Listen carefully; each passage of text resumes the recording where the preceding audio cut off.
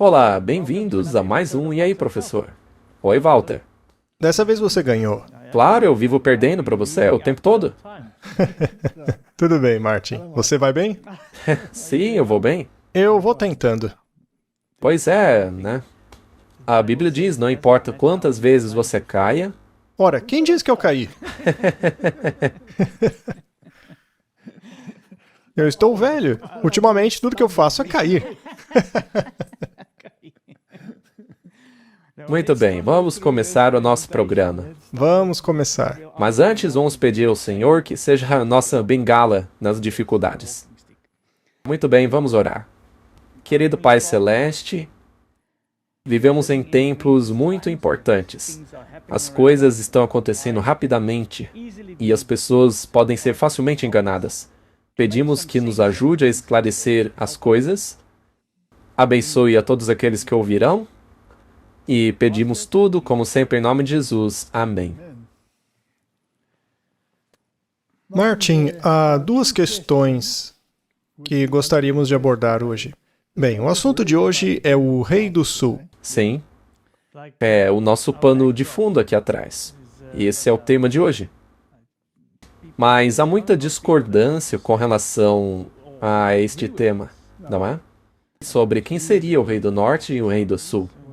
Sim, há muitas vozes dizendo coisas diferentes neste momento. Nós vamos abordar algumas posições, mas, brevemente, antes de chegarmos à questão do Rei do Sul, que, como eu já disse, é o tema do episódio de hoje, há uma coisa que é um espinho que está constantemente sendo pressionado em nosso lado. Me refiro à questão: é possível vencer o pecado? Muitas pessoas nos escrevem dizendo que é impossível vencer o pecado. É claro, isso é uma distorção grosseira do que estamos dizendo, porque há pessoas por aí que amam distorcer o que os outros dizem, não é mesmo? Mas para essas pessoas que fazem isso, gostaríamos de dizer claramente qual é a nossa posição. E com isso, vamos encerrar de uma vez por todas o assunto. Afinal de contas, não importa o quanto falemos sobre isso, as pessoas vão continuar a distorcer o que nós dissemos. Vão dizer que dissemos assim ou assado, quando na verdade nunca dissemos o que elas estão dizendo que dissemos. É exatamente como você disse. Por exemplo, eu escutei um deles dizendo: o Walter White está dizendo isso, mas ele quis dizer aquilo outro. Isso é excelente, eu não sabia dessa. Então veja, eu digo uma coisa, mas no fim não quero dizer essa coisa. Ai, ai. Bom, eu não vou usar nenhum adjetivo para essas pessoas, né? Mesmo que elas sejam um espinho para nós. E todos sabem como um espinho pode ser irritante. Mas, enfim, podemos vencer o pecado? Vamos falar sobre isso rapidamente, sem muitos detalhes. Já falamos sobre isso. Sim, já fizemos vários episódios detalhados. Mas a pergunta é: podemos vencer o pecado? Vamos lá mais uma vez. O que temos dito consistentemente é que nós temos uma natureza pecaminosa. E essa natureza permanecerá conosco até que Cristo venha e transforma o nosso corpo mau em corpo glorioso. E não temos nenhuma justiça para reivindicar além da justiça de Cristo. Se algumas pessoas acham que nós dizemos que é impossível parar de pecar, sinto muito, mas não é isso. Me parece haver alguma disfunção cerebral que as impede de compreender o que dizemos. Muito bem, vamos direto à Bíblia e resolver essa questão. E também ao espírito de profecia. Romanos 3, versículo 10. E, aliás, poderíamos colocar muitos versos aí, mas esse somente basta. Como está escrito, não há justo nenhum sequer. O verso não está dizendo que não há justos até que estes tornem-se perfeitos e sem pecado. Não é isso que diz aí. Não, nem mesmo sobre a última geração. Não. Não há um justo sequer, nenhum. Então, sinto muito, Marty, mas você não é justo. Mas você pode ser coberto com a justiça de Cristo. Ainda bem. Mas se você acha que você é justo, você está dependendo das suas próprias vestes. Muito bem, vamos ler mais uma vez aquela citação. E já lemos ela tantas vezes aqui, mas enfim. Não podemos dizer que somos impecáveis até que este corpo mau seja mudado e feito em semelhança ao corpo glorioso de Cristo. Martin, você não me engana nem um pouco. Eu vejo perfeitamente que você não tem um corpo glorificado. Eu sei. Bom, eu também não tenho. Mas se buscarmos constantemente seguir Jesus, teremos a bendita esperança de ficar diante do trono de Deus sem ruga ou mancha, ou qualquer coisa do tipo, completos em Cristo, vestidos em sua perfeição e justiça. Isso está em harmonia com Romanos 3:10? É a mesma coisa? O livro de Romanos simplesmente não incluiu a última parte ainda, sob a retidão e perfeição dele. Sim. Muito bem. Mas isso quer dizer, então, que estamos condenados a continuar pecando devido à nossa natureza pecaminosa? Não? Agora temos um problema. Mas não dizem que ensinamos que podemos continuar pecando? Eles simplesmente não entenderam. Não, eles não querem entender. Porque eles querem ser perfeitos. Eles se autoproclamam justos. Sim. Bom, o que realmente estamos dizendo aqui, Martin? Veja, nós temos uma tendência para pecar. E essa tendência vai continuar com a gente até que Cristo volte. O que não significa que temos que agir de acordo com essa tendência. Exato. Cristo morreu por nós, e quando aceitamos seu sacrifício expiatório, nos arrependemos e renascemos nele, ele nos cobre com a sua justiça e, por seu Espírito, tira os nossos corações de pedra e nos coloca em harmonia com a vontade dele. Então, o pecado se torna abominável para nós e passamos a vê-lo como ele realmente é. Mas se dissermos que não podemos vencer o pecado, então estamos dizendo que Cristo não faz nada e nossas vidas seriam uma negação do Evangelho. Isso está claro o suficiente? Creio que sim. Então veja, temos uma tendência. Sim, veja o exemplo de um alcoólatra. Sim, se você é um alcoólatra, você é um alcoólatra. Você tem a tendência de beber álcool, correto? O que não quer dizer que você tenha que obedecer a essa tendência. Mas você continua sendo um alcoólatra. Basta tomar um golinho de novo e a tendência desperta. Então, Martin, nós temos uma propensão pecaminosa. E para aqueles que pensam que são perfeitos, sugiro que deem uma boa martelada em seu dedo para vermos o quão perfeitos eles são. Especialmente se o fizerem algumas vezes seguidas.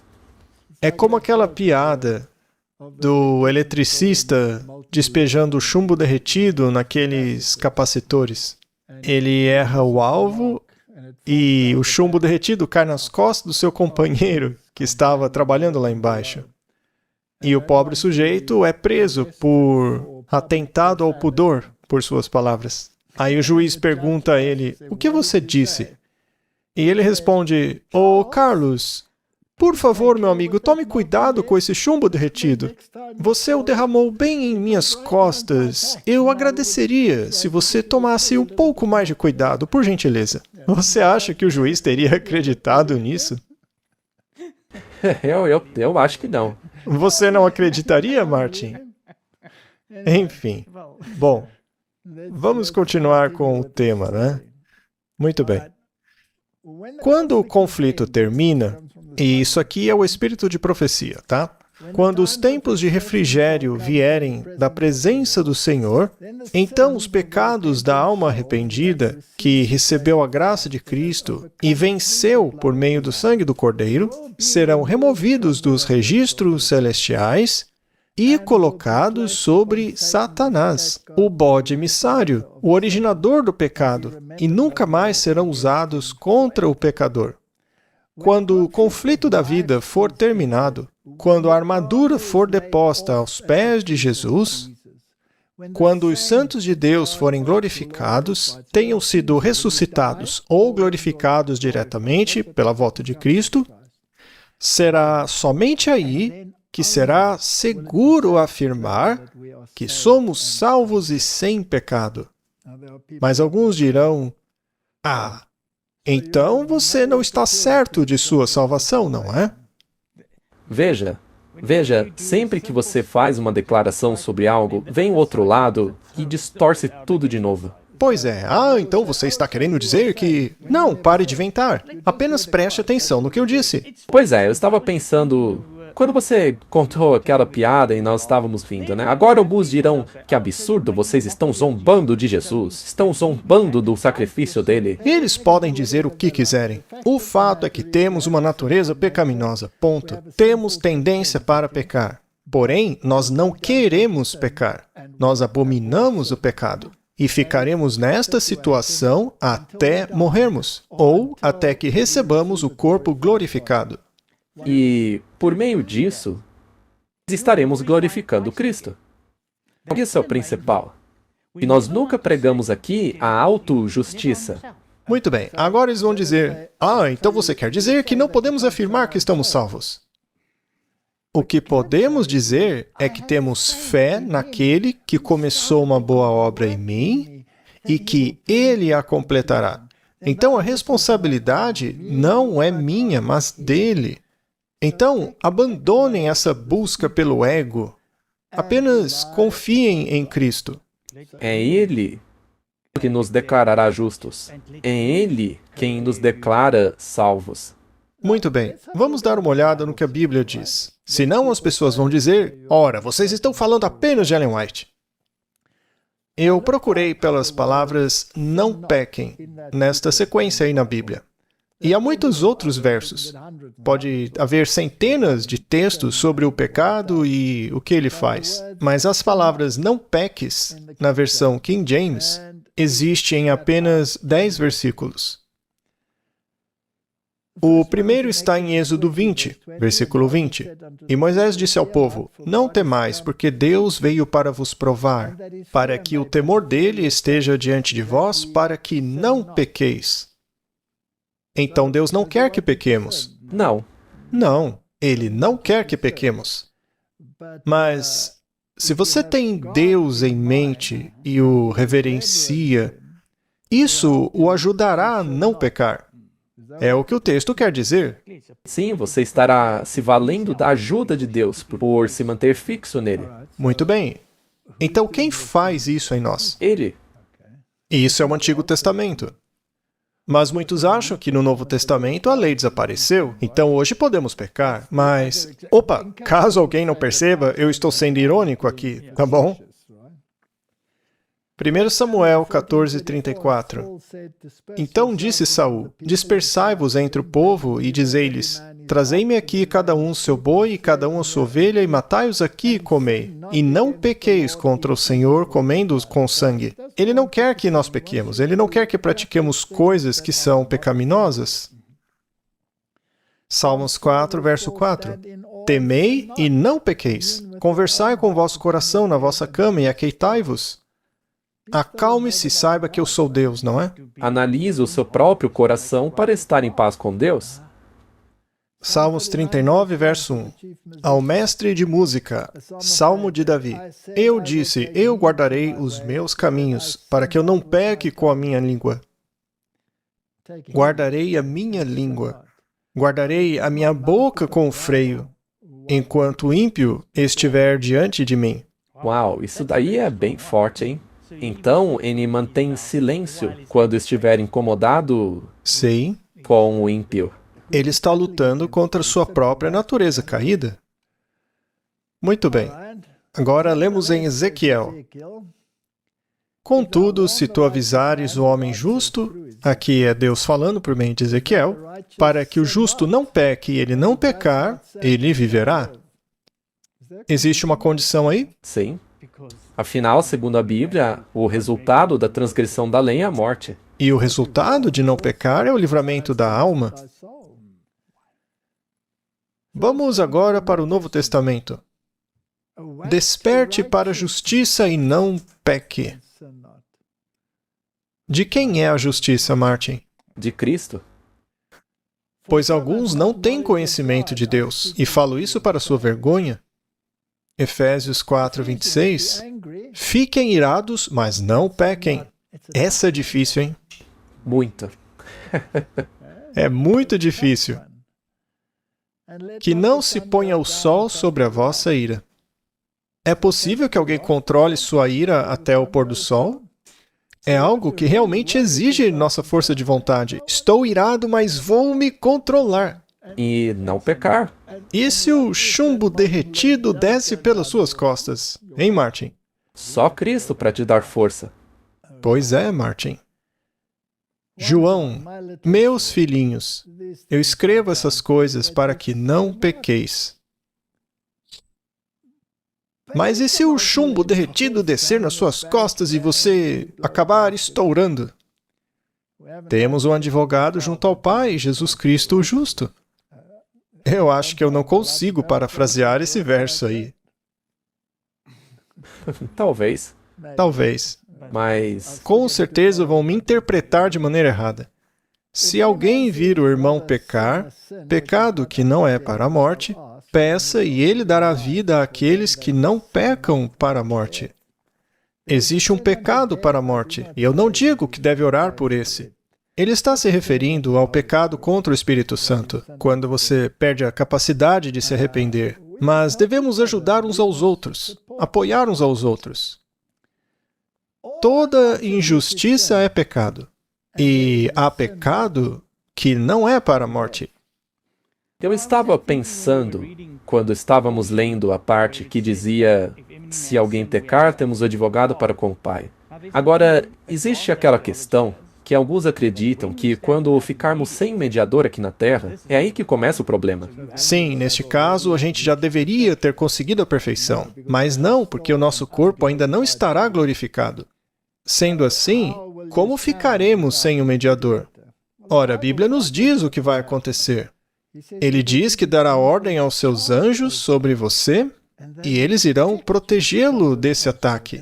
Ou seja, manterão a influência do anjo maligno longe de você. Você foi estabelecido na verdade, você sabe o que é verdade e não vai desistir dela. E então os anjos irão protegê-lo naquele momento até que Jesus volte. A ideia de que algo especial será feito para a última geração é errônea, na minha opinião, porque a maneira como você é salvo ao longo de todas as gerações nunca mudou, e ela não vai mudar no final. Então, quando Elias foi trasladado e levado para o céu, por acaso ele foi um caso especial que recebeu essa bênção aí? Ou ele era como Maria, segundo os católicos, que obteve uma natureza não caída para que pudesse conceber o Salvador? Claro que não. Sendo assim, nada disso se aplica. O plano da salvação será o mesmo até o fim. E quando Jesus vier, ele transformará esse corpo mau em um corpo glorioso, mas quando estivermos aqui sem um mediador, os anjos vão nos proteger das más influências.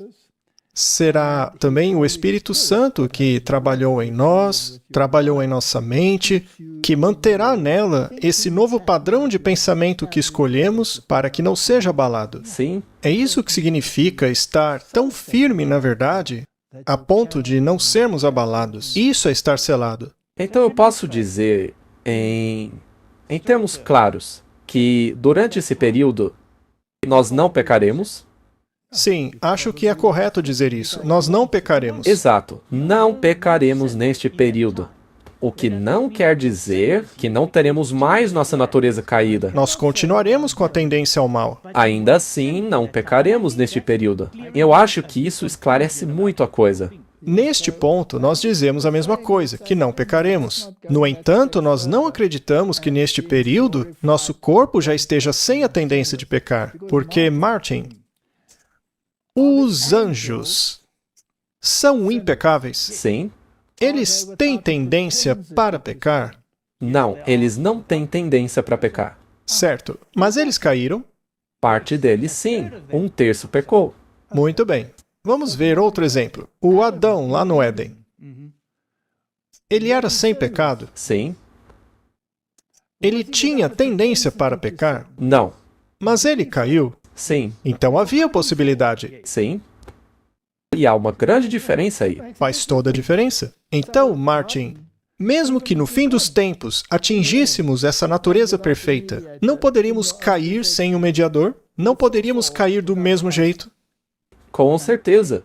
Outra coisa, quando chegarmos ao céu, ainda teremos liberdade para escolher o pecado? Sim. Martin, se Cristo morreu pela sua liberdade de escolha, por acaso ele vai tirá-la no céu? Não. Isso seria ridículo. Ora, se fosse assim, por que ele não tirou essa liberdade logo no início, não é? Exatamente. Nós ainda teremos liberdade para pecar. Mas iremos? Não. Não. E por quê? Porque aqui estamos escolhendo o caminho da verdade, não da mentira. E quem é a verdade? Cristo é. Aham. Então nem mesmo um anjo está seguro sem Cristo. Se Cristo não tivesse morrido por causa do pecado, mais cedo ou mais tarde, Todos teriam caído. anjos, mundos não caídos, todos provavelmente acabariam pecando. Então todos no céu ainda dependerão de Cristo para permanecerem sem pecado por toda a eternidade. Mas já não haverá ninguém duvidando de Cristo, pois foi a semente da dúvida que foi lançada lá no início, que levou a essa separação de Cristo, que por sua vez levou as criaturas ao pecado. Foi por causa disso. Então, há 10 versículos na Bíblia que dizem não pequeis. Será então que Deus está pedindo o impossível? Não. Não. Muito bem. Então a mensagem do terceiro anjo, na verdade, é a da justificação pela fé. Muitas pessoas me escreveram perguntando se a mensagem da justificação pela fé é a mensagem do terceiro anjo. E eu respondo que esta é certamente a mensagem do terceiro anjo. Esta é verdadeiramente a mensagem. Ora, mas a mensagem do terceiro anjo não é a mensagem nos ordenando a não quebrar os mandamentos de Deus, não substituindo-os por uma ordem de mandamentos baseada em justiça própria que não está na Bíblia? A terceira mensagem não é essa? Então, como essa mensagem também é a respeito da justificação pela fé? É porque você não pode fazer isso sem que a justiça de Cristo lhe dê o poder para tal. Ela apresenta um Salvador exaltado. É isto que ela faz. Esta mensagem tinha como objetivo trazer mais destaque ao mundo para o Salvador exaltado, o sacrifício pelos pecados do mundo inteiro. Apresentava a justificação pela fé no fiador. Convidava o povo a receber a justiça de Cristo, que se manifesta na obediência a todos os mandamentos de Deus. Esse é o X da questão. Ao recebermos a justiça de Cristo, somos capacitados a guardar os mandamentos. E, portanto, isso se manifesta. Martin, você era um violador do sábado antes de descobrir a justiça de Cristo, não era mesmo? Ora, sim, claro que era. Sim, claro que era. Mas agora que você descobriu a justiça de Cristo, você não desistiu do falso sábado, passando a guardar o verdadeiro? Sim. E foi fácil, não foi? Não, não foi. Mas você conseguiu. Sim. Porque é a verdade, eu acredito que é isso que Deus requer de nós. E isso fez obedecer. Então você parou com esse pecado? Sim. Precisavam ter seus olhos voltados para sua pessoa divina, seus méritos, seu amor imutável pela família humana. Todo o poder é dado em suas mãos para que ele possa dispensar ricos dons aos homens, concedendo o dom inestimável de sua própria justiça ao indefeso agente humano. Esta é a mensagem que Deus ordenou que fosse dada ao mundo.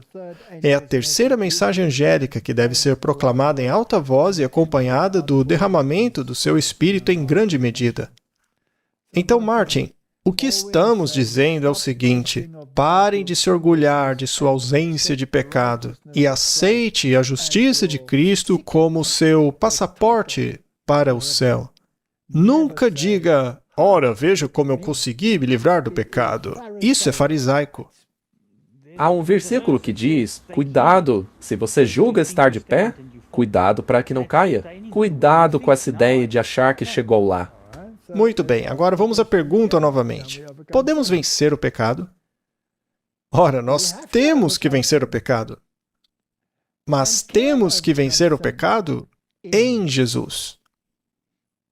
Martin, se você não põe isso em prática, está perdendo tempo. Sabe de uma coisa? Temos que tomar cuidado, porque às vezes somos cristãos, mas da boca para fora. Muitos acreditam que poderão ficar sem um mediador porque já conseguiram a sua perfeição, mas nem os anjos conseguiram isso.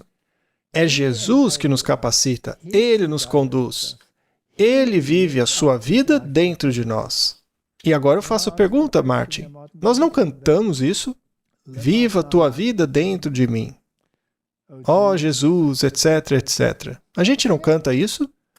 Para não nos gabarmos e dizermos que somos sem pecado, precisamos de uma abordagem humilde às nossas habilidades.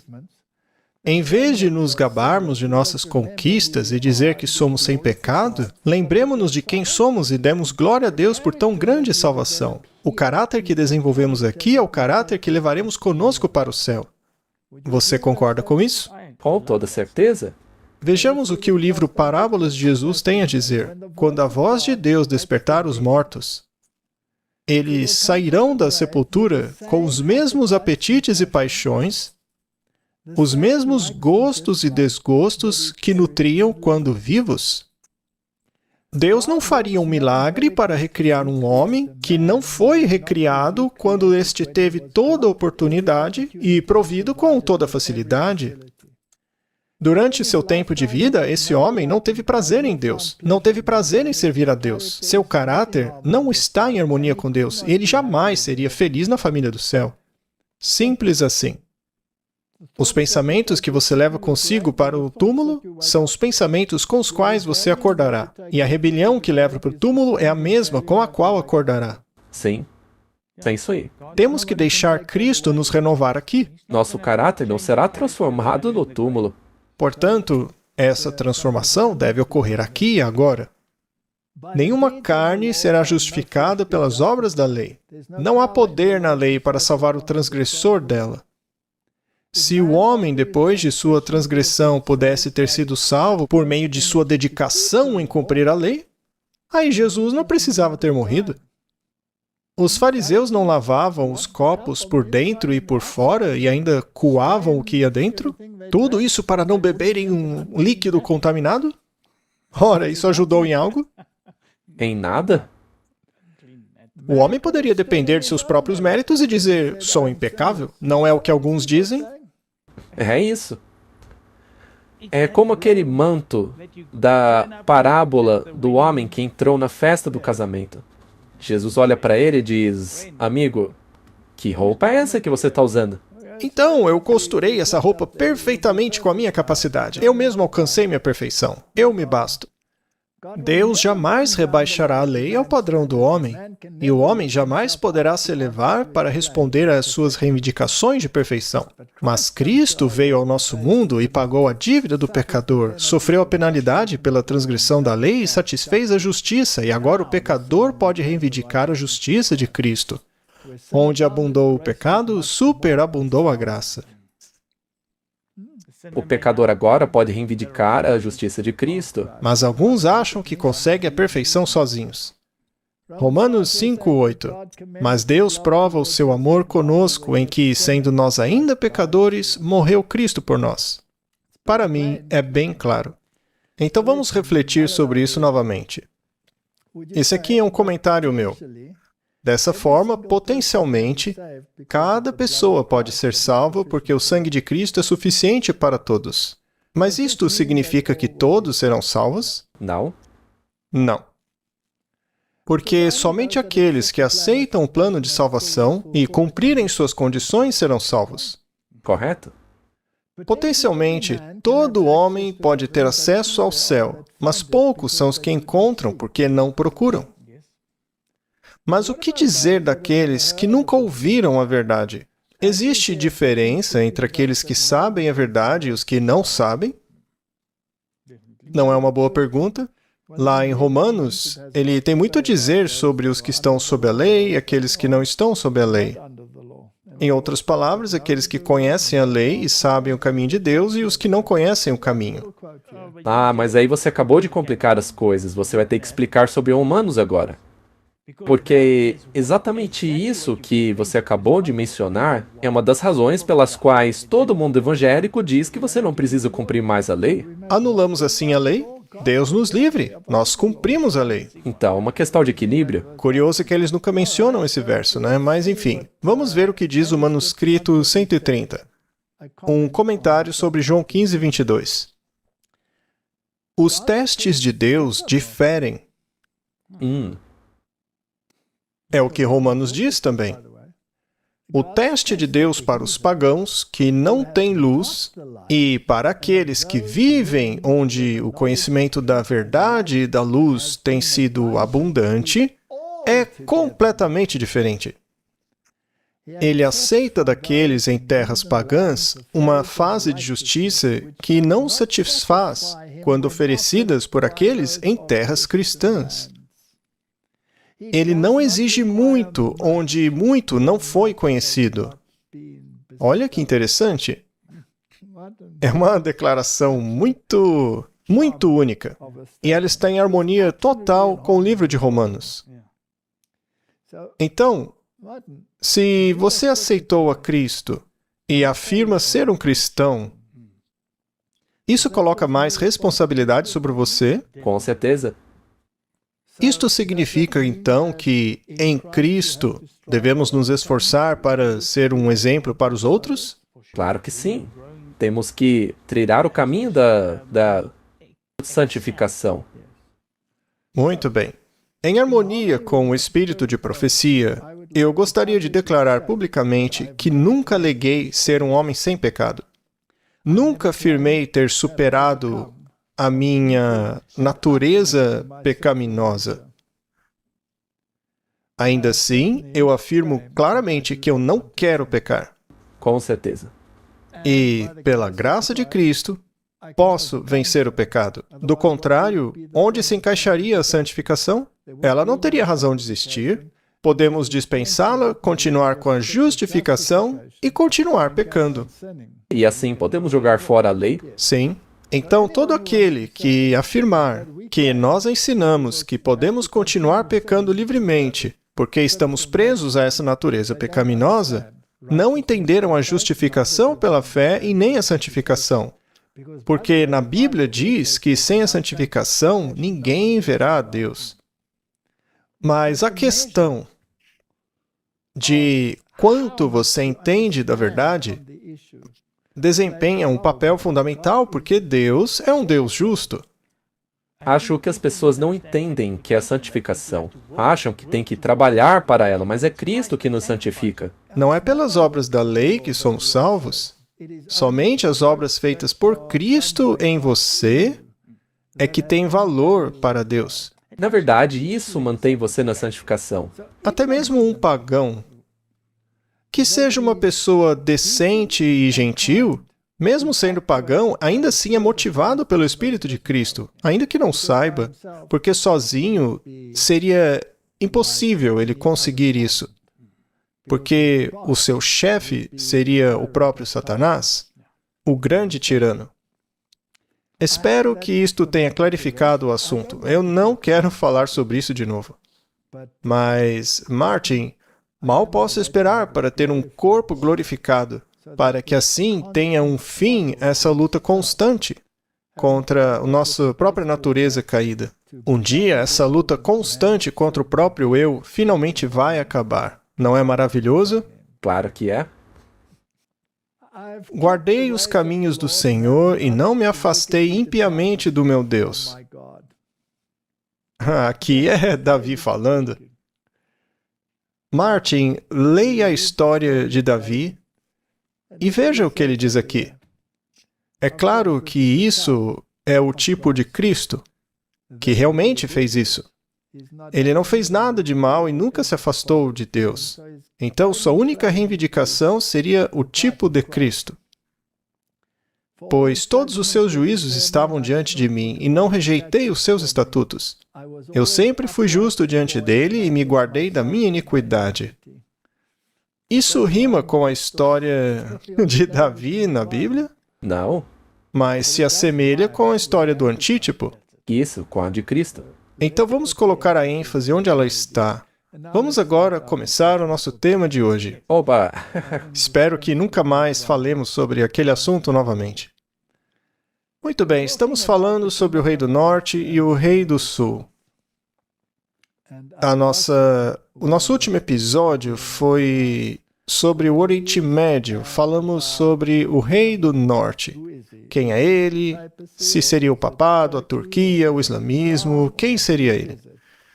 E nós dissemos aqui que a Bíblia é muito clara ao afirmar que o Rei do Norte é aquele que governa o cetro no final dos tempos.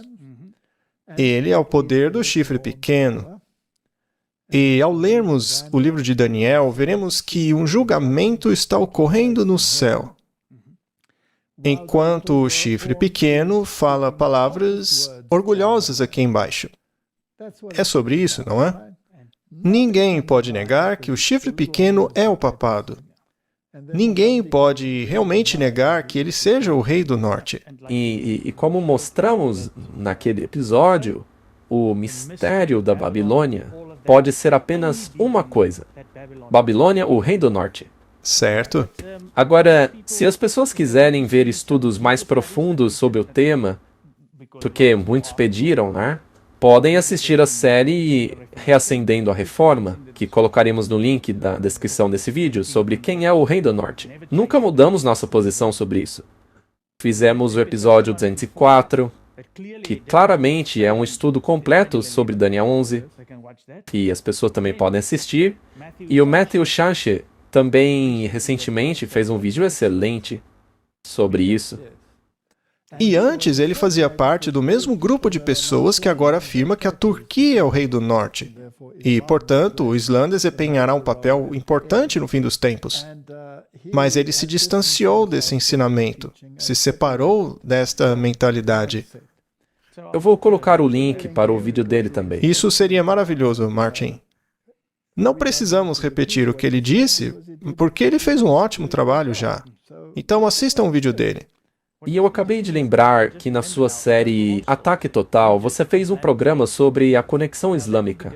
Nós também colocaremos um link abaixo para que as pessoas possam assistir. Isso é bom porque alguns lugares removeram esses vídeos achando que agora a Turquia é o Rei do Norte.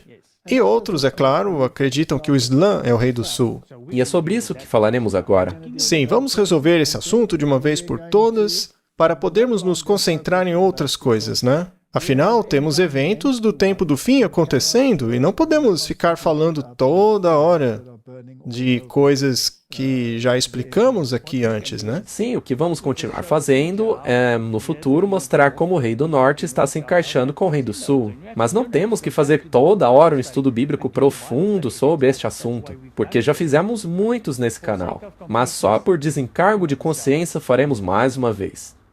Muito bem, vamos analisar brevemente, mais uma vez, esta afirmação que foi feita na época de Uriah Smith. E lembre-se que na época de Uriah Smith ocorreu a queda do Império Otomano. Na verdade, um pouco antes da queda desse império, o Leach, por exemplo, ele e o movimento milerita estavam profetizando o que estava escrito lá no livro de Daniel. E chegaram à conclusão de que o Império Otomano, que estava centrado basicamente na Turquia, iria cair. E foi isso que aconteceu. E previram a data exata de tudo. E este foi um marco importantíssimo para dar ímpeto ao esforço profético da época. Foi um evento histórico que aconteceu. Sim. Agora, vamos pegar esse evento histórico e expandi-lo até o fim dos tempos. E se este fosse o caso, então o espírito de profecia, e especialmente o livro Grande Conflito, diria que seria assim que aconteceria. No entanto, não há uma palavra sequer. Na verdade, o que ele enfatiza são as bestas do mar e a besta da terra. Toda a ênfase está nestes atores. Então, vamos voltar à história para ver o que aconteceu. As ideias de Urias Smith e Tiago White com relação ao Rei do Norte. E, mais tarde, todos os pioneiros, de forma geral, compartilhavam esse conceito do Tiago White. Agora, veja, é verdade que Ellen White endossou o livro Daniel e Apocalipse de Urias Smith, porque havia muita verdade nele, e também porque enfatizava a queda do Império Otomano, o que se cumpriu à risca. Então, existe muita verdade neste livro. Agora, expandir isso até os últimos dias, isso nunca foi endossado por Ellen White de forma alguma. Você pode ler todos os livros que ela escreveu. Pode ler os testemunhos para a igreja, todos os volumes, qualquer um. Em todos os livros, ela só foca no papado. E a propósito, Martin, se estudarmos os livros do Apocalipse, que nos leva até o fim dos tempos, em nenhum lugar, exceto nos trechos de cunho mais histórico, há referência ao islamismo.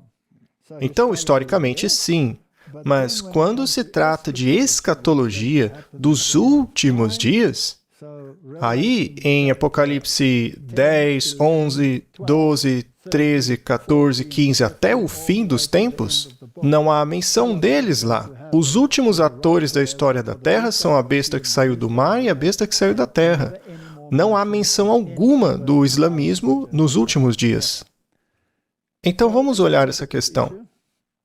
Um dos testemunhos individuais, provavelmente entregue apenas de forma oral, foi o dirigido a Tiago White. Uma repreensão por sua conduta pouco antes da reunião campal e da sessão da Conferência Geral.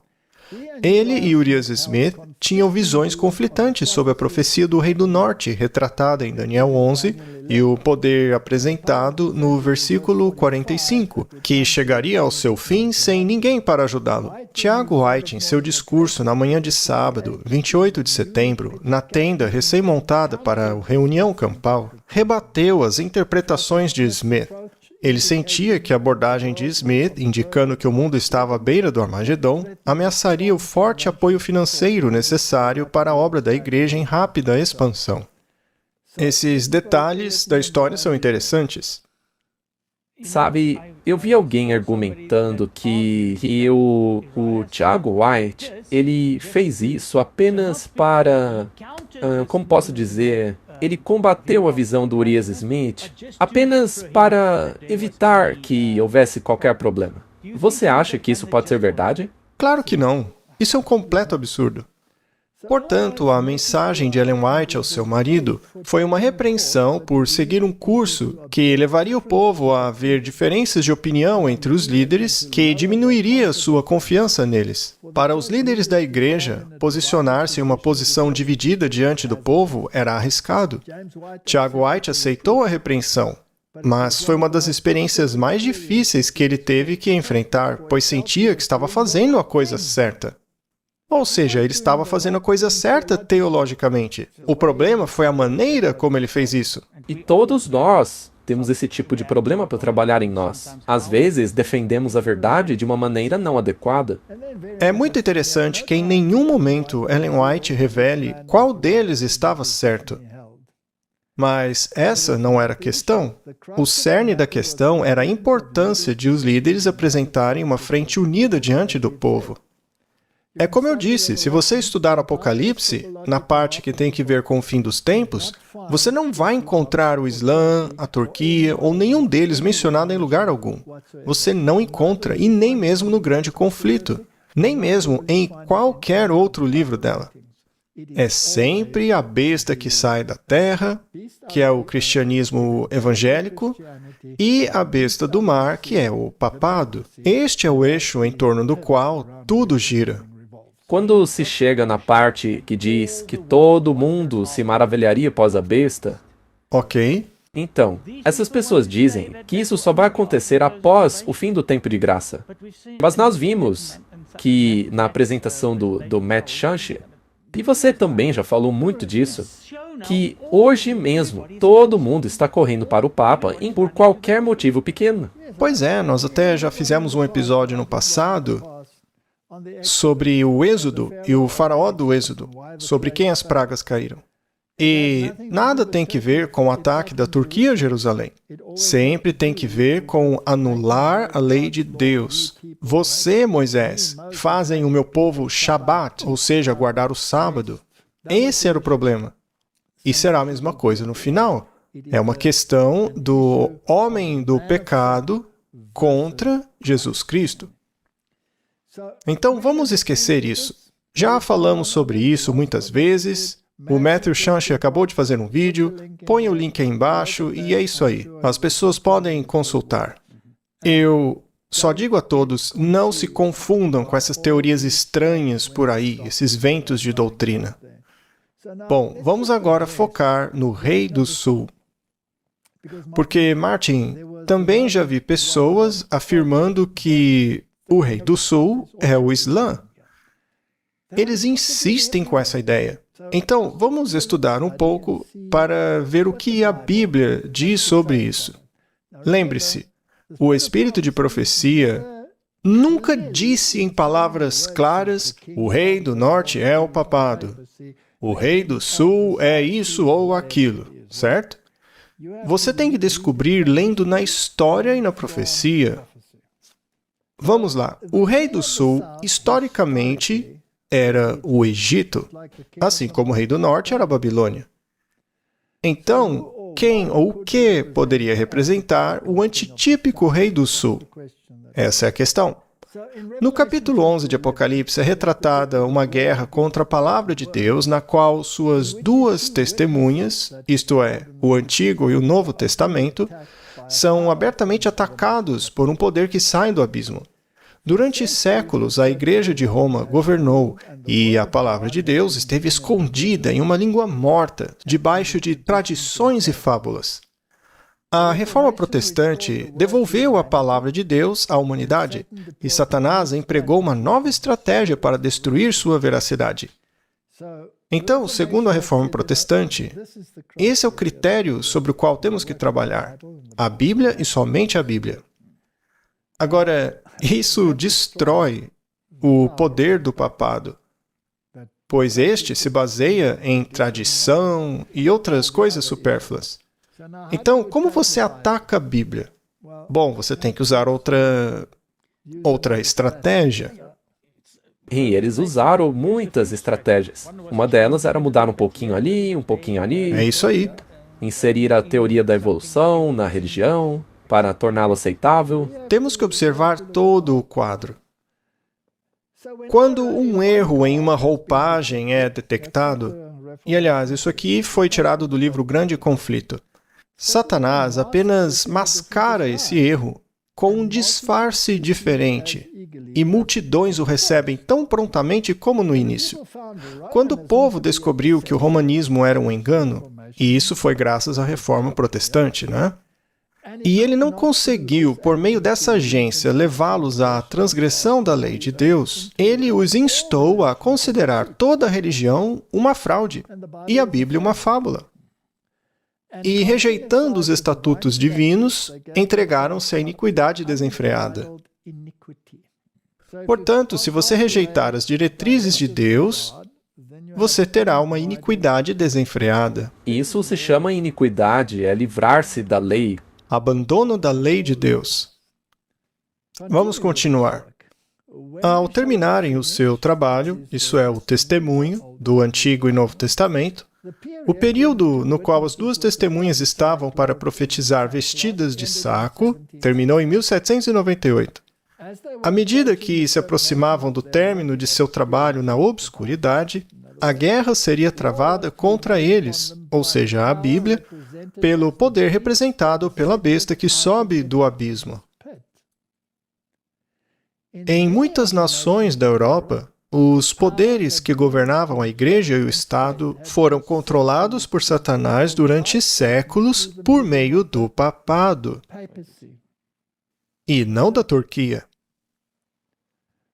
Mas aqui é apresentada uma nova manifestação do poder satânico. Outra estratégia, mas o mesmo estrategista. Isso mesmo, Satanás utilizando um representante. Mas com uma outra roupagem. A política de Roma, sob a profissão de reverência à Bíblia, era mantê-la trancada em uma língua desconhecida e escondida do povo. Sob seu governo, as testemunhas profetizaram vestidas de saco. Mas outro poder, a besta do abismo, se levantaria para fazer guerra aberta e declarada contra as palavras de Deus. Muito bem. Mas é o mesmo mestre, estrategista por trás disso, Satanás. A propósito, a quem ele deu o seu poder, o seu trono e grande autoridade? Roma. Está em Apocalipse 13. Perfeito. Então, nada mudou. Agora ele está apenas sob um novo disfarce, como um mágico. No momento ele está vestido de preto, no outro está vestindo vermelho. Veja, toda vez que Satanás tentava algo, que via que estava chegando num beco sem saída, ele mudava a estratégia. Então, o modus operandi dele nunca mudou. O plano principal dele continua o mesmo. Ok. Então, no Apocalipse, há essa menção a essa grande cidade, em cujas ruas as duas testemunhas de Deus são mortas e seus corpos mortos jazem no chão. Isso, espiritualmente, é o Egito. Ah, Pois é. Martin, em sentido literal, quem era o Egito antes? o Rei do Sul. Mas agora estamos falando de um Egito espiritual. Mas, segundo algumas pessoas, não devemos ir do literal para o espiritual. No livro de Daniel, Mas, Martin, o espírito de profecia faz isso. e você pode fazê-lo com relação à igreja inteira, porque a Bíblia fala sobre o Israel espiritual. Então, Martin, espiritualmente o Egito. Seria essa a equação? Ou isso seria equiparado ao rei espiritual do sul? Sim, Muito bem. De todas as nações apresentadas na história bíblica, o Egito negou com maior ousadia a existência do Deus vivo. Então esse é um critério. Ele resistiu às suas ordens. Ou seja, abandono total das leis de Deus. anarquia. Nenhum monarca jamais se aventurou em uma rebelião mais aberta e autoritária contra a autoridade do céu do que o rei do Egito. Quando a mensagem lhe foi trazida por Moisés em nome do Senhor, Faraó respondeu orgulhosamente: Quem é Jeová para que eu ouça a sua voz e deixe Israel ir? Não conheço Jeová, e além disso, não deixarei Israel ir. Esse é o espírito do Egito espiritual. Sim, o Rei do Sul. Uhum. Isso é ateísmo. Martin, isso está no livro Grande Conflito. Então, o ateísmo é espiritualmente o Egito. Sim, E as nações representadas pelo Egito dariam voz a uma negação semelhante das reivindicações do Deus vivo e manifestariam o mesmo espírito de descrença e desafio. então isso é um caráter espiritual. E ela até mesmo diz que outras nações manifestariam o mesmo tipo de espírito. Sim, de negar a Deus. Então, todo o sistema aqui é espiritualmente o Egito. Portanto, a grande cidade também é comparada espiritualmente a Sodoma. Espiritualmente, Martin, a Sodoma. Agora temos duas coisas. Temos um espírito que é o espírito ateu. Não deixe que Deus dite as regras para você, faça aquilo que você quer. Esse é um aspecto do Rei do Sul. Agora, o outro aspecto é comparado a Sodoma. Assim, a corrupção de Sodoma, ao quebrar a lei de Deus, se manifestou especialmente na licenciosidade, depravação sexual. E este pecado também deveria ser uma característica preeminente da nação que cumpriria as especificações da Escritura. ou seja, licenciosidade. Portanto, o ateísmo, tudo aquilo que afasta Deus e a sua lei da sociedade, mais a licenciosidade. Essa é a filosofia do Rei do Sul. Comunismo, qualquer um desses. Vamos dar uma olhada. Vamos lá. Podemos então dizer que o Egito espiritual é o ateísmo, incluindo o secularismo e licenciosidade? Claro que sim. É óbvio. É óbvio, não é? Muito bem. Você viu aí qualquer menção ao Islã? Não, nada. Muito bem. Vamos dar uma olhada um pouco mais a fundo aqui no livro Grande Conflito. As testemunhas fiéis de Deus, mortas pelo poder blasfemo que veio do abismo, não permaneceriam em silêncio por muito tempo. Depois de 3 dias e meio, o espírito de vida da parte de Deus entrou neles, e se puseram de pé, e grande medo caiu sobre eles. Foi em 1793 que os decretos que aboliram a religião cristã e anularam a Bíblia foram aprovados pela Assembleia Francesa. 3 anos e meio depois, uma resolução revogando esses decretos, garantindo assim a tolerância às Escrituras, foi adotada pelo mesmo órgão. O mundo ficou horrorizado com a enormidade da culpa resultante da rejeição dos oráculos sagrados. Fizemos um episódio no qual falamos muito sobre esses oráculos, né? E os homens reconheceram a necessidade da fé em Deus e em Sua palavra como fundamento da virtude e da moralidade. Então vemos 2 coisas, Martin. Uma tentativa de excluir Deus da sociedade, uma tentativa de negar até mesmo sua existência, junto com uma enorme depravação no mundo. E do outro lado, você tem a palavra de Deus, que Ele não permitiu que fosse excluída do mundo. Temos que escolher. Temos que escolher entre os dois. Se alguém tiver alguma dúvida se foi realmente assim, basta dar uma olhada. Veja as notícias e tudo o que aconteceu nos últimos 4 anos. Sim. E, bom, a gente vai falar sobre isso, mas, como temos visto, esse movimento está sendo rejeitado agora. Exato.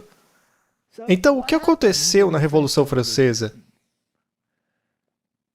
Durante o mesmo período em que ocorre a Revolução Francesa, o remanescente começa a pregar uma mensagem de separação e a mensagem dos 3 anjos. Satanás estabelece sua falsificação. Então vamos dar uma olhada nisso com um pouco mais de detalhes. Um dos filósofos da Revolução Francesa foi Voltaire.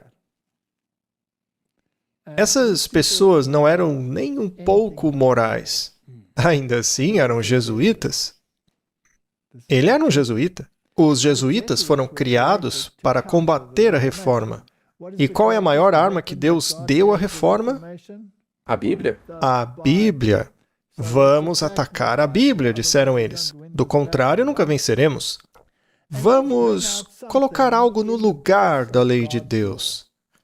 E fizeram isso daqui. Como você pode ver, o formato é uma representação clara dos 10 mandamentos, né? Das 2 tábuas da lei. Só que a lei nela é diferente. Vamos ver só com mais detalhes. Isso aqui é o princípio original da Declaração dos Direitos Humanos da Revolução Francesa. Foi colocado em 2 tábuas de pedra com uma fátia no meio, ou seja, um regime fascista. E tem esse chapéuzinho engraçado aqui em cima, que é o chapéu frígio, o chapéu jacobino. Nós rastreamos a origem desse chapéu até a Síria, não é verdade?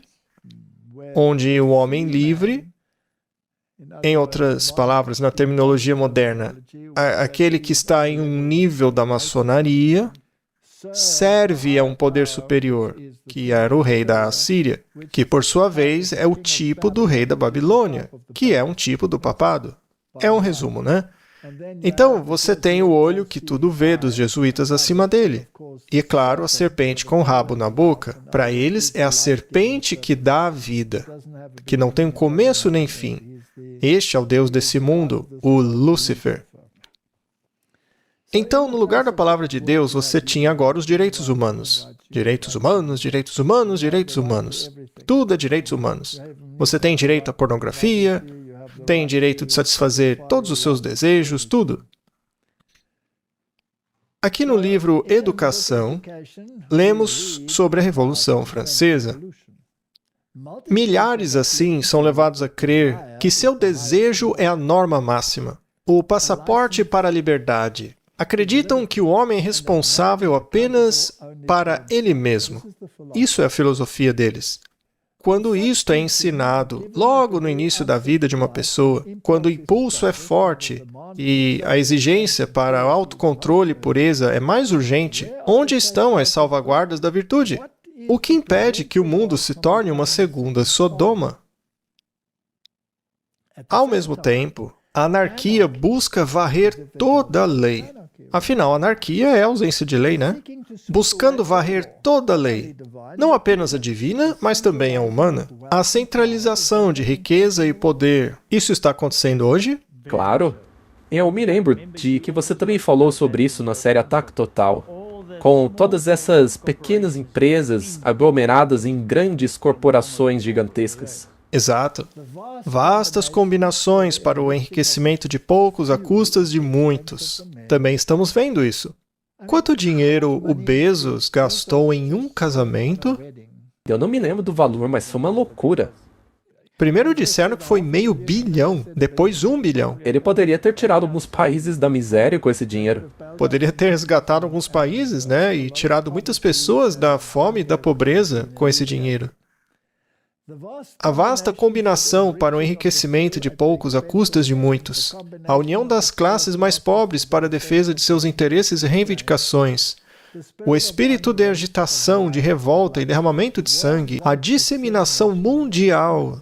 Veja só, mundial. Disseminação mundial dos mesmos ensinos que levaram à Revolução Francesa.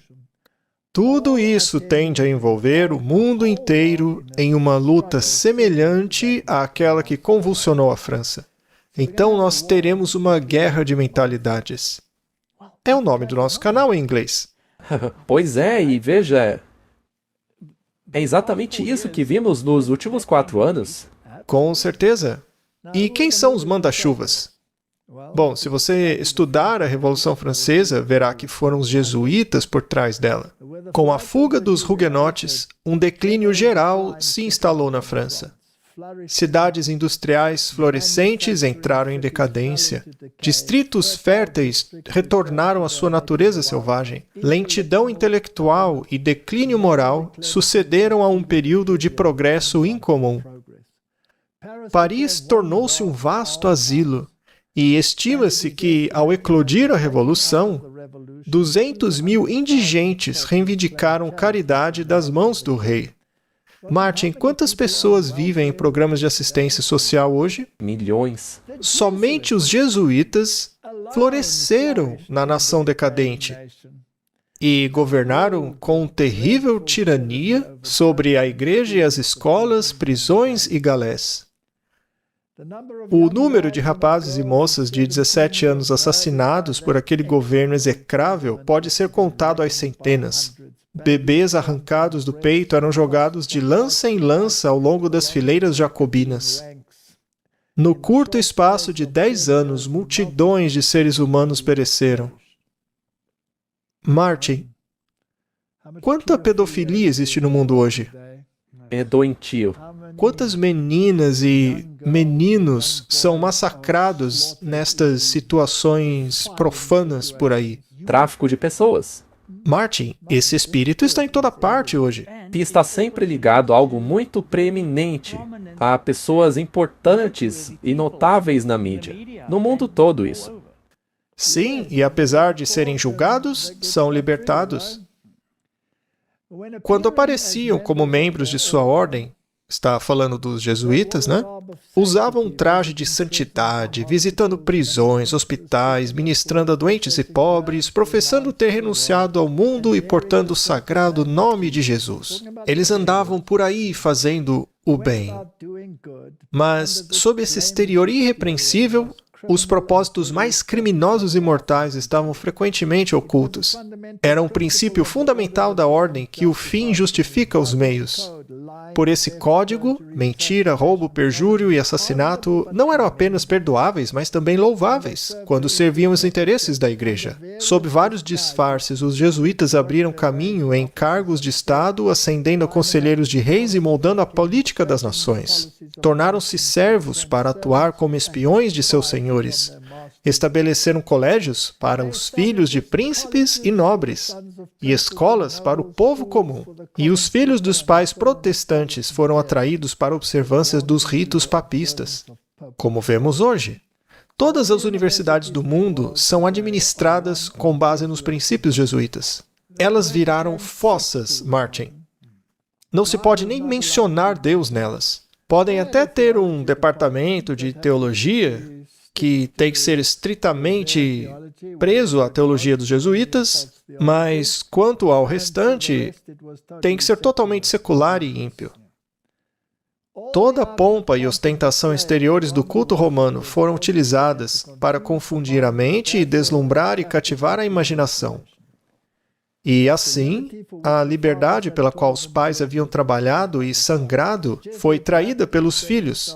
Os jesuítas rapidamente se espalharam pela Europa, e onde quer que fossem, seguia-se um renascimento do papado. E um lugar para onde se espalharam foi os Estados Unidos da América. Hoje, o Supremo Tribunal americano é de maioria católica e parece estar sob a influência dos jesuítas. Apesar da aversão geral com que era encarado, mesmo em países católicos, esse terrível tribunal foi novamente criado pelos governantes papistas. As atrocidades terríveis demais para suportar a luz do dia eram repetidas em suas masmorras secretas. Em muitos países, milhares e milhares da própria flor da nação, a mais pura e nobre, a mais intelectual e altamente educada, pastores piedosos e devotos, cidadãos trabalhadores, patriotas, estudiosos brilhantes, artistas talentosos e artesãos habilidosos, foram mortos ou forçados a fugir da terra. Tais foram os meios que Roma invocou para apagar a luz da Reforma. E o resultado disso foi a Idade das Trevas. O que só foi possível com a exclusão da Bíblia. Os menores países, as nações mais humildes e menos poderosas, tornaram-se suas fortalezas. Foi a pequena Genebra, em meio a poderosos inimigos tramando sua destruição. Foi a Holanda e seus bancos de areia junto ao Mar do Norte, lutando contra a tirania da Espanha, então o maior e mais opulento dos reinos. Foi a sombria e estéril Suécia que conquistou vitórias para a Reforma. Então Deus manteve viva a ideia da Reforma, mas os jesuítas a roubaram da mente do povo. Agora é interessante, temos que lembrar que este é o rei do norte, usando os seus atos para realmente atingir o rei do sul. Eles se assentam à mesma mesa. Sim, é o rei do norte que está armando essa coisa do rei do sul. Então os jacobinos foram os agitadores, influenciadores dessa licenciosidade, dessa filosofia repugnante. E quando tiverem terminado o seu testemunho, aqui o verso está falando do Antigo e Novo Testamento, né? A besta que sobe do abismo fará guerra contra eles, e os vencerão e os matarão. Literalmente, por 3 anos e meio, a Bíblia foi proibida na França. Mas depois, essa lei foi revogada, dando início então às sociedades bíblicas de todo o mundo. Só que, mais uma vez, o mundo foi secularizado e Deus foi excluído. E algum tempo depois, eles infiltraram-se até mesmo nas sociedades bíblicas. Sim. Eles entronizaram uma deusa que era uma prostituta, que era chamada Deusa da Razão. E eles a desfilavam pelas ruas. Então, a Deusa da Razão tomou o lugar da Bíblia. Vamos continuar lendo o grande conflito. Quando a Deusa da Razão foi trazida, o orador pegou-a pela mão e, voltando-se para a Assembleia, disse: "Os mortais cessam de tremer diante dos impotentes trovões de um Deus que seus medos criaram." Nojento, né? Horrível. Bem, hoje o movimento de esquerda fala a mesma coisa. Exatamente. Daqui para frente, não reconheçam nenhuma divindade além da razão. Ofereço-lhe sua imagem mais nobre e pura. Se precisam ter ídolos, sacrifiquem apenas a tais como este. Prostrem-se diante do augusto Senado da Liberdade, véu da razão. Então, o Senado passaria a reinar agora. A deusa, após ser abraçada pelo presidente, foi montada em um magnífico carro e conduzida, em meio a uma imensa multidão, à Catedral de Notre-Dame para ocupar o lugar da divindade, que pegou fogo recentemente e teve que ser reconstruída. Eu me pergunto por quê. Me pergunto por quê também. Para tomar o lugar da divindade.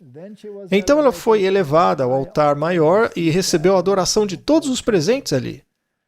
E Voltaire, o jesuíta, e todos os outros que disseram penso, logo existo, todos esses jesuítas estavam por trás desta filosofia. Talvez se olharmos para trás e observarmos exatamente quando tudo isso realmente aconteceu, curiosamente, também foi há 3 anos e meio. Correto. E o poder dos reis foi tirado. Os países do mundo se secularizaram. Até mesmo o Papa, por meio de Napoleão, que era maçom, foi levado cativo. E o poder de sua entidade política foi removido, até o momento em que deveria ser restaurado. E já vamos falar sobre isso. Então, Martin, se pegarmos a história no capítulo 17 de Apocalipse, vemos ali a besta do Apocalipse 17. E uma mulher está montada nela, não é? Bom, esta besta também é o dragão de 7 cabeças, mas não há coroas em suas cabeças. Então ela não está governando. Esta não é a fase que discutimos, correto? Você teve a fase do poder papal, onde as coroas estavam nos chifres, e ela estava governando. Agora as coroas se foram. Essa é a fera que saiu do abismo e que está governando. E é uma mulher que cavalga a besta para fora do abismo. A besta não tem coroas, pois agora está em sua fase não é, mas receberá poder depois que essa etapa for concluída. Então esta é a parte onde ainda existe o ferimento aparentemente mortal, certo? Correto. Agora, qual é o propósito dessa besta não ter coroas? Ou seja, poder para legislar a moralidade de acordo com a sua vontade. Não é possível fazer cumprir suas leis, mas ainda assim... Sim. Então, basicamente, Martin, este é o palco criado para depois ser superado para que possa voltar ao estágio dominante.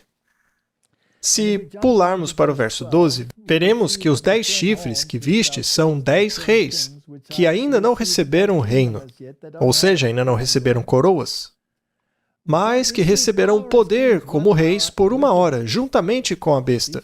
A besta é sempre catolicismo, não é? Estes têm o mesmo propósito e entregarão seu poder e força à besta. É a igreja que está governando esta besta. Então, a filosofia do Rei do Sul é uma filosofia de ateísmo. É uma filosofia de imoralidade. Faça o que quiser, porque é tudo da lei. É uma filosofia subterrânea. Ela vem das profundezas do abismo, colocando uma nova filosofia no mundo. A deusa da razão, liberdade, fraternidade, liberdade, direitos humanos, só amor. Essa é a filosofia que foi colocada no mundo recentemente. E para inseri-la, eles se valeram das lojas maçônicas. Aqui você tem um retrato de Anthony Sayer, o primeiro grão-mestre da loja de Londres, fundada em 1717 para preparar o caminho para isso. Veja só como ele está se portando aqui. Você consegue ver o sinal da mão, que eles posicionam dessa maneira. E agora veja uma foto do Papa Pio XII, tirada da biografia de Padellarius Palessi. Veja que é a mesma posição de mão. Então Roma, na verdade, através dos jesuítas, criou esse sistema para infiltrar o seu pensamento político e espiritual no mundo. É um sistema luciferiano. Ele não reconhece a Deus, a Bíblia ou a lei. E é assim que continuam trabalhando em todos eles. Todos têm esses representantes. Os Cavaleiros de Malta, sociedades secretas. Continua a mesma coisa. Correto? Então, nesse período de tempo, o que está se desenvolvendo? Bem, no período de tempo em que essa besta emerge do abismo, vemos a ascensão da maçonaria, como acabamos de falar. Também vimos o comunismo, o espiritualismo, o evolucionismo, que é ateísmo, né? A teosofia, que é a adoração a Lúcifer, e o existencialismo. E vamos definir o que é isso. Existencialismo é a crença filosófica de que cada um de nós é responsável para criar propósito ou significado em nossas próprias vidas. Nosso propósito e significado individual não nos é dado por deuses, governos, professores ou autoridades. Nós decidimos isso. E este é um decreto papal. Tudo começa com o homem e não com Deus. Foi isso que disse o Concílio do Vaticano. Já discutimos várias vezes isso aqui. Então aqui temos todas essas estruturas sem Deus. Ao mesmo tempo, temos Karl Marx iniciando a Liga dos Comunistas. E o Manifesto Comunista foi escrito em 1844 e publicado em 1848. E qual era a filosofia? Karl Marx e Friedrich Engels se encontraram em Paris e iniciaram uma associação vitalícia que mudaria o mundo. 2 meses depois, em novembro de 1844, Engels escreveu a Marx dizendo: "Essa é a filosofia de que precisamos. Atualmente estamos realizando reuniões públicas em todos os lugares para criar sociedades para o avanço dos trabalhadores. Por uma grande maioria, tudo que fosse cristão era banido das regras. Não pode haver nenhum Deus da Bíblia envolvido." Marx já havia escrito um manual ateu intitulado A Essência do Cristianismo, no qual ele argumentou contra a existência de Deus. Ora, esta não é a filosofia do Rei do Sul? Encaixa-se perfeitamente. Não é mesmo? Nega a existência de Deus. Quem é o Senhor para que obedeça sua voz? Não conheço esse Jeová, não importo com ele. É isso daí? Em 1844, ele afirmou em uma de suas obras que a crítica à religião é o pré-requisito de toda crítica. Foi também nesta obra que ele chamou a religião de ópio do povo, ou seja, uma droga. E na frase seguinte propôs a abolição da religião. Vamos nos livrar da religião. Isso estava escrito na Constituição. Os franceses não enviaram a Estátua da Liberdade para os Estados Unidos? Sim, por causa dessa maravilhosa liberdade que virou a religião deles. E libertação de quem? De Deus e de sua lei. Tão essencial para a verdadeira felicidade. E assim nasceu o marxismo, socialismo e comunismo, que tem trazido tanta felicidade para o mundo. Muito bem. Então, o marxismo, o socialismo e comunismo, seria isso a filosofia do Rei do Sul? Claro, se encaixa perfeitamente. Encaixa-se perfeitamente. Muito bem. No tempo do fim, o Rei do Norte, que é o Papa, a filosofia de sua lei e de seu governo, irá se opor a essa mentalidade secular ateia. Mas quem a criou? Eles mesmos a criaram. Eles mesmos. Por meio dos seus representantes, os jesuítas. Adam Weishaupt era um jesuíta e criou os Illuminati, não é? Você disse que ele lutou contra, mas na verdade o Rei do Sul estava pressionando o Rei do Norte. Sim, o Rei do Sul estava pressionando e então ele o atropelou. Quando o comunismo e o socialismo e tudo isso entrou na onda, como vimos ao longo dos anos, ele está se opondo ao Rei do Norte. Mas como você acabou de dizer, isso foi criado pelo próprio Rei do Norte. Tá, vamos ser bem práticos aqui. Qual é a mentalidade que prevalecia no governo Biden? A do Rei do Sul ou Rei do Norte? Rei do Sul. Filosofia do Rei do Sul, certo? Licenciosidade, imoralidade, faça o que quiser, seja lá o que for, todas essas coisas. E, claro, isso foi introduzido pelos jesuítas lá atrás. Sim. Porque o movimento hippie, com o amor livre, as drogas, também foram promovidas pelos jesuítas.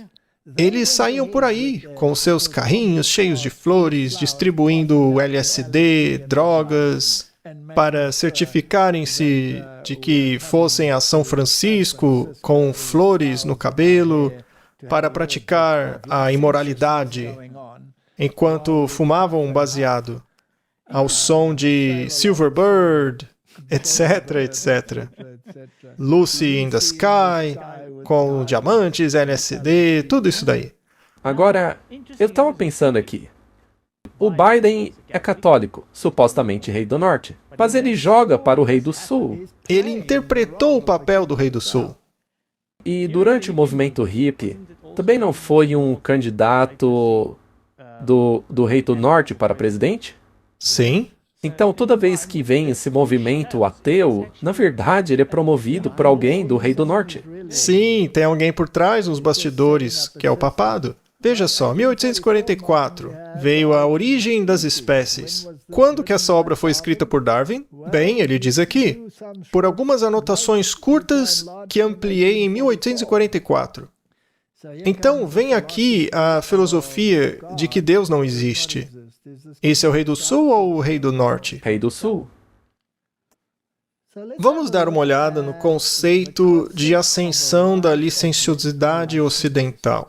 E esse não era o outro critério? Imoralidade, espiritualmente Sodoma? Se você pesquisar na internet, você vai ver isso. Basta digitar ascensão da licenciosidade ocidental. Estou citando diretamente do Google, tá bom? Do tio Google. Ou seria tia Google? Eu não sei. Pode ser o Dr. Google também, enfim. Tanto faz. Vamos lá. Reflete um debate histórico e contínuo sobre moralidade, normas sociais e declínio percebido dos valores tradicionais nas sociedades ocidentais. Muitas vezes envolve preocupações sobre a liberdade sexual, desafiando normas estabelecidas, hierarquias, uma quebra percebida da ordem social.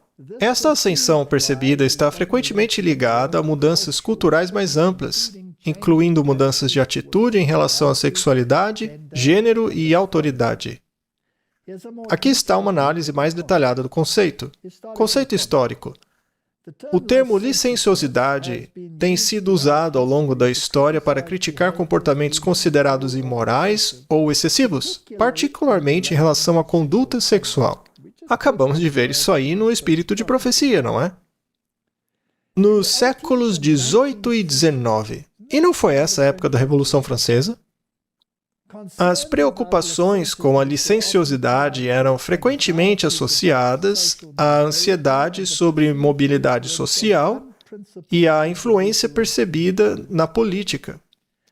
Mais recentemente, o conceito tem sido associado à ascensão da pornografia, à revolução sexual e a outras mudanças culturais que desafiaram a moralidade sexual tradicional. Então, os temas principais são a liberdade sexual. Um elemento central do debate é a tensão entre as visões tradicionais sobre moralidade sexual e a crescente aceitação de diversas expressões sexuais. Também desafia a autoridade. O conceito de licenciosidade pode ser usado para criticar aqueles que questionam ou minar as autoridades sociais, políticas e religiosas estabelecidas. Martin, temos aqui um conflito de duas mentalidades? São duas mentalidades totalmente opostas uma à outra. É o rei do norte contra o rei do sul? O norte é a moralidade papal e o sul é a liberdade, é a imoralidade. Se você entrar em qualquer universidade hoje, será bombardeado com ateísmo e evolucionismo, não importa qual assunto estude. Quando você vai ao mundo do cinema, é teatro jesuíta, licenciosidade. Faça o que quiser, vá para a cama com quem quiser, quando quiser, não importa se é homem ou mulher. Na verdade, não importa nem se é humano, nessa época doida em que vivemos. E esse é o movimento clássico para criar um sistema onde Roma possa novamente alcançar autoridade, já que o protestantismo foi totalmente diluído e enfraquecido. Ele não consegue nem mais dar um gritinho de resistência. E hoje se uniu ao Rei do Norte. Se uniram ao Rei do Norte, porque, obviamente, ele parece ter influência e posição moral para ditar a sua falsa moralidade. Infelizmente, esqueceram-se completamente dos ensinos dos reformadores a respeito de Roma, e hoje se uniram ao inimigo dos reformadores. Ordem social. Preocupações com a licenciosidade frequentemente refletem ansiedades quanto à estabilidade das estruturas sociais e ao potencial para o caos ou a desordem. Isso não seria anarquia? Ordo ab cao. Estamos vivendo isso? Sim. Então, vamos analisar o governo Trump. Ele está lutando contra isso? E como? Ele não está usando a economia para isso? Sim. Tarifas. Tarifas, removendo financiamento das universidades. Qualquer pessoa que se una ao movimento de esquerda, ao feminismo ou ao movimento transgênero, fica sem financiamento. Até mesmo o departamento lá do Elon Musk escancarou como o dinheiro americano ia para essas coisas aí de esquerda. Exato. Então existe uma guerra enorme e ele está empregando os militares contra qualquer forma de resistência. Sim. Então, Martin, a filosofia do Rei do Norte está agora destruindo a filosofia licenciosa e ímpia do Rei do Sul. Mas é o Rei do Norte que está fazendo isso.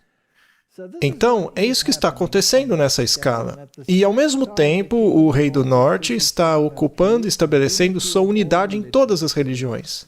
Fraternidade. Acordos abrâmicos. Exato. Portanto, você precisa de uma mudança cultural. O conceito é frequentemente invocado em discussões sobre mudanças culturais mais amplas, como a ascensão do individualismo, do comunismo e do secularismo. Eles não querem que você seja um individualista, deve ser um seguidor. É o lema dos jesuítas. É para o bem comum. Consumismo. Isso não faz parte da Rerum Novarum? E o Papa moderno, o Papa Leão, ele não fala também a respeito disso? Martin, o Rei do Sul, de acordo com Apocalipse 11, segundo a interpretação que encontramos no grande conflito, é o ateísmo e libertinagem. Aí está. Existe uma guerra para erradicar essas coisas e estabelecer novamente a mentalidade do Norte. E quanto à mentalidade bíblica, isso não está sendo excluído? Claro que sim. Perspectivas. Conservadores morais. Frequentemente veem um aumento da licenciosidade como um declínio dos valores tradicionais e uma ameaça à ordem social. Isso não é a realidade de hoje? Claro, e vemos o Trump tentando se livrar de tudo da esquerda, desta ordem que tentaram implementar. E no tempo do fim, o Rei do Sul irá se opor ao Rei do Norte. Ele se livrou de sua influência política, passou à clandestinidade, livrou-se da fé em Deus, na fé da Bíblia, na fé de Deus como Criador, trouxe a licenciosidade, o amor livre, as drogas, enfim. E agora o inverso deve acontecer, uma vez que já se livrou do protestantismo e engoliu-o no movimento ecumênico. Os liberais sociais podem argumentar que as preocupações com a licenciosidade são frequentemente exageradas, não é o que a mídia diz? Exatamente. E nós já falamos sobre tudo isso. Dissemos que o pêndulo oscilaria tanto que iria voltar. E está voltando. Mas muitos teimam em enxergar isso. Exato. Ele estava do lado do Rei do Norte, depois foi para o do Rei do Sul. O Rei do Sul tornou-se muito arrogante e atrevido, especialmente na administração do Biden e na Europa. Veja, por exemplo, Londres, e virou uma fossa aquilo. O mundo inteiro. Basta ir em algumas ruas de Berlim ou na cidade de Paris e veja que estado que está aquilo lá. E agora o pêndulo precisa voltar para o norte. Maior liberdade sexual e tolerância social são desenvolvimentos positivos. E é contra isso que eles lutam agora. E é o Google que disse, hein? Então, quais exemplos temos? Pornografia. Aumento da pornografia nos séculos 20 e 21 tem sido um foco importante de preocupação com a licenciosidade, com críticos argumentando que ela promove a exploração sexual e prejudica indivíduos e a sociedade. A sociedade está sempre envolvida, né? Movimentos sociais que defendem direitos de LGBT, direitos reprodutivos, questões sociais, mudanças para acusar, promover licenciosidade ao desafiar normas tradicionais.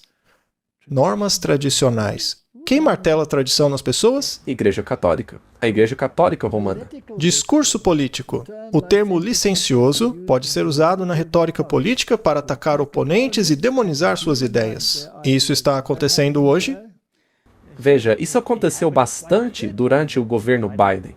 E agora está sendo combatido. Aham, eles estão recuando porque têm medo da economia.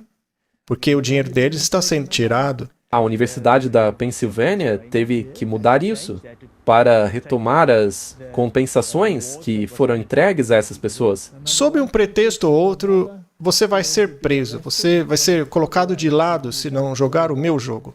Então, concluindo, a ideia de uma ascensão da licenciosidade ocidental é um conceito complexo e contestado. Ela reflete debates em andamento sobre moralidade, mudança social e tensão entre liberdade individual e a ordem social. Bem comum? Isso é a ordem social? Sim. Martin, qual será o fim de tudo isso?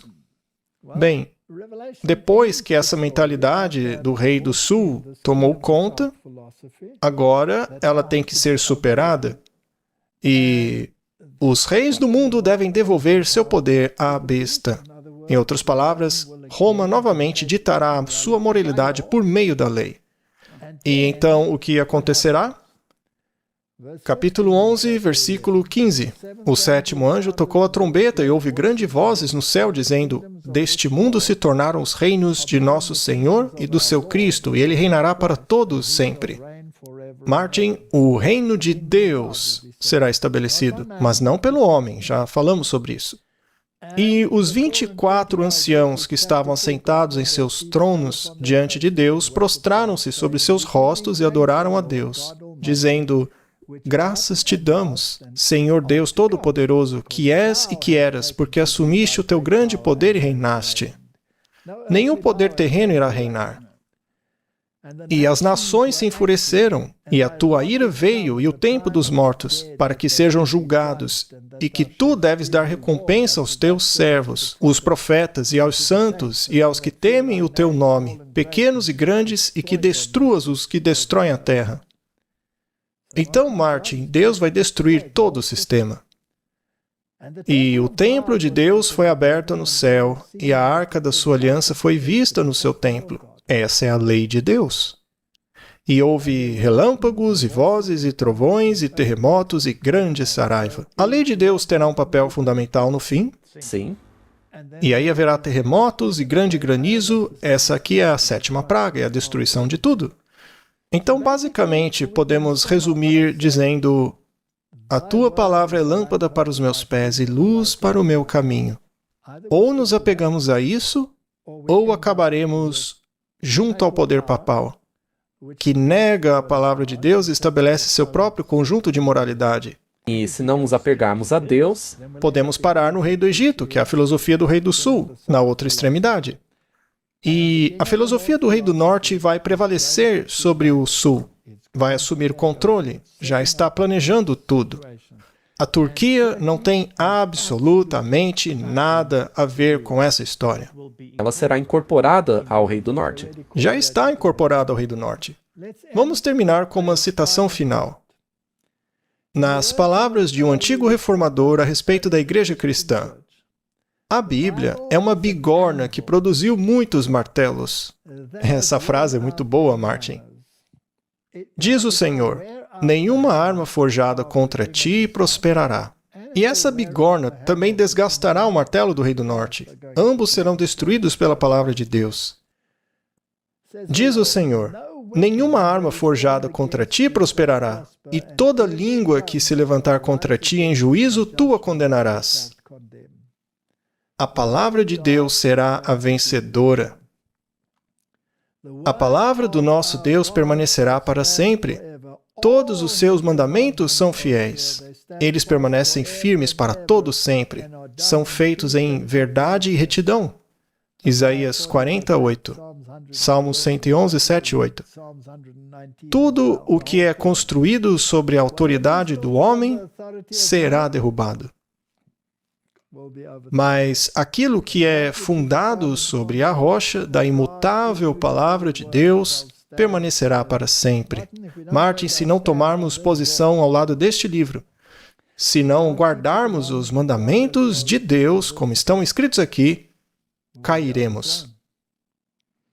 Qualquer governo ou sistema religioso que altere ou mude as palavras deste livro, a palavra de Deus, receberá as pragas prometidas neste livro. Então, o Rei do Sul é o secularismo, o ateísmo, a imoralidade.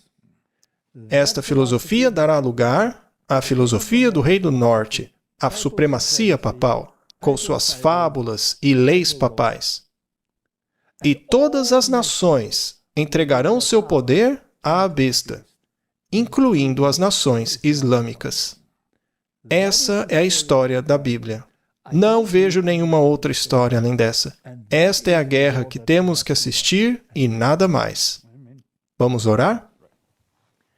Pai Celestial, Tua palavra é muito clara sobre quem é o inimigo e contra quem devemos vigiar nestes últimos dias. E eu oro para que o Senhor abra as mentes e os corações do seu povo para que possam entender que a única segurança é a justiça de Cristo, o seu reino, a sua lei. E esta é a minha oração, que todos façam uma aplicação correta da palavra e a compreendam. Em nome de Jesus, amém.